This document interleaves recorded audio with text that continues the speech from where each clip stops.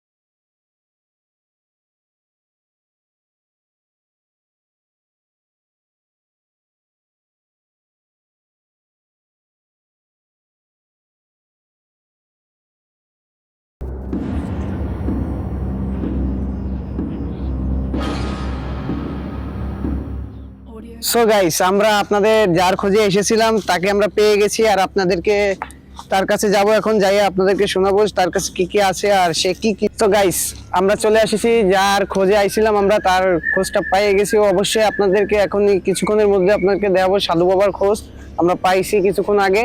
আর যার জন্য আসছিলাম তাকে পেয়ে গেছি, আর অথচ আপনাদেরকে আমি দেখাবো। চলেন আমরা দেখে আসি সাধু বাবাকে, তার কাছ থেকে জেনে আসি তার আগে গাইস আপনাদেরকে আমি এই বাগানটা ঘুরিয়ে দেখাবো। আর এই বাগানটা খুবই ভয়ঙ্কর দেখা যাচ্ছে, সেটা বড় কথা হচ্ছে সে একা এখানে কিভাবে থাকে। আপনারা দেখেন খুবই ভয়ঙ্কর জায়গাটা।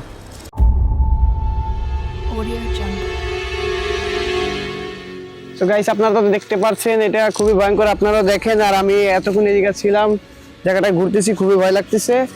আর তার কাছে আমরা যা জিজ্ঞেস করবো যে সে একা একা কিভাবে এই জায়গা থাকে। আর এই জায়গাটা খুবই ভয়ঙ্কর দেখতে পাচ্ছেন, জায়গাটা ভালো ভাই দেখেন, শুধু জঙ্গল আর জঙ্গল, আশেপাশে কোনো মানুষজনের চলাচল নাই।